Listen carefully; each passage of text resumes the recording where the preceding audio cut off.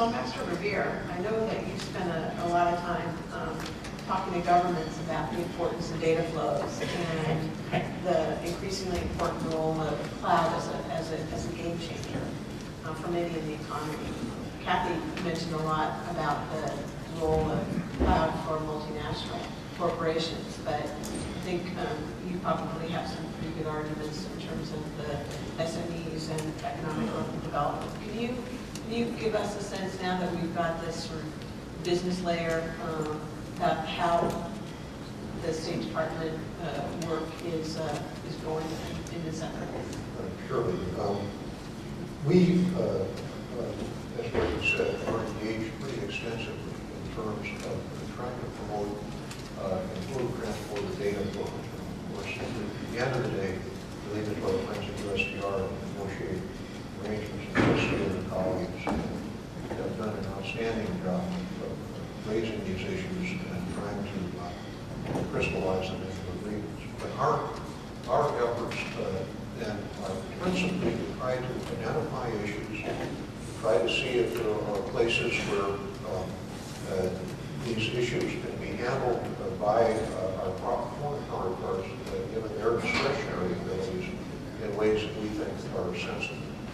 And so while we'd be quite willing to acknowledge that issues of efficiency aren't always overarching, but there are other values like privacy that are very important, that we're most anxious in terms of our interactions with respect to the cloud and related to transport and data flow activities, to see to it that these other values don't unnecessarily impair the ability to produce and consume electronic services efficiently. Now we have regular dialogues with many nations around the world. We have identified the cloud as a specific subject with respect to many of these dialogues, in particular of late with Japan, India, European Union. In fact, there's a video conference tonight with Japanese government officials with respect to cloud issues. Now we try to see if we can't identify, as I said, what the principal issues are, recognizing that the resolution of those issues, as I mentioned before, will either be a function of discretionary behavior on the part of national governments because they come to see these issues in common, or ultimately through various kinds of trade agreements. We have, in respect to the cloud, and I'm more prepared to say that we see the same thing happening with issues like big data and things and so forth. There are plainly jurisdictional issues that are non-trivial. Those jurisdictional issues, in my view, are likely to manifest themselves mostly as Dorothy suggested with respect to the services available to small and medium-sized enterprises. We're very anxious that those enterprises be able to take up these services because their ability to contribute to economic growth and to innovation. This is one of the really great advantages we think of cloud-related services.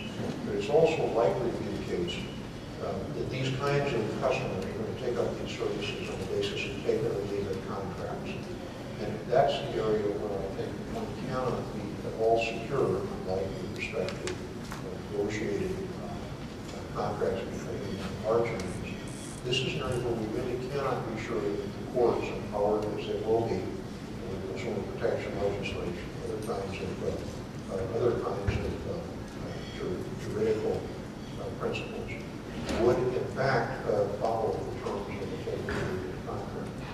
So this is the area where I think it's most important to try to explicate the problems, try to see what sorts of things can be done in terms of mutual understanding, what kinds of things ultimately have to be prevented through international agreements. These days, among those issues that I think we've come to see as potentially interesting are issues of portability, interoperability, retrievability, and so forth of information that has found its way into the cloud. And it's an area where I think our view at the State Department is very much in need of having the companies that offer these services help us out with understanding the extent to which they have these problems under control, that they are issues that need to be worked out. Thank you very much. So, Marc, Commission's been very busy. Some of the other directorates working on some of the data issues. There's the data privacy regulation, which has generated a lot of comments from colleagues here. And I know that the EU's, the Commission is working on a cloud policy, much like the US did. And all of this probably has some bearing on how the high-level working group puts its report together in terms of how to cooperate.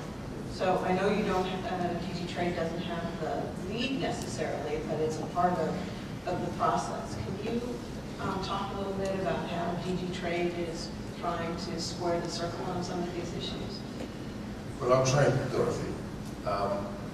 What I wanted to do was touch on three issues. One is knowing that electronic commerce has become truly global and is the lifeblood of the future economy. How do we Europeans try to boost cross-border digital trade in our trade agreements?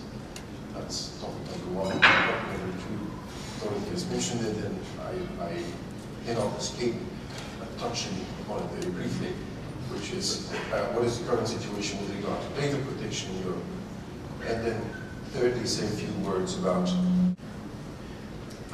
on the first thing. What we do in trade agreements is to put in place actually three building blocks to promote cross-border digital trade. The first is liberalize the infrastructure. Get the carriers of IC services liberalized, be it cables, satellites, and so on, so that the cost of access can come down and the reliability of the service grows. Liberalizing the network is, of course, essential for all cloud services.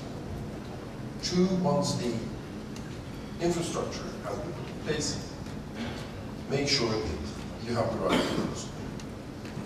Those rules should mean that the regulators of ICT and cloud services are independent. By the way, in the European Union, the provision of electronic commerce does not require any prior authorization.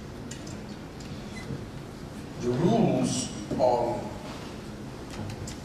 cross-border digital trade should also deal with the newer issues, and they have already been mentioned here. One is performance requirements. Two, localization requirements.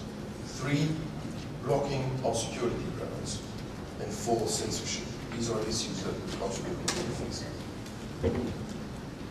These are building blocks that we have been working on together, the US and the EU. Last spring, that is spring 2011, we came out with the 10 ICT principles that we're using vis-a-vis third countries, and that are now the building blocks to spread the good practice around the world with regard to ICT services. That will also be a topic for further work in the context of the high-level work. We are, that is the US and the EU, are by far the world's biggest producers and consumers of digital trade.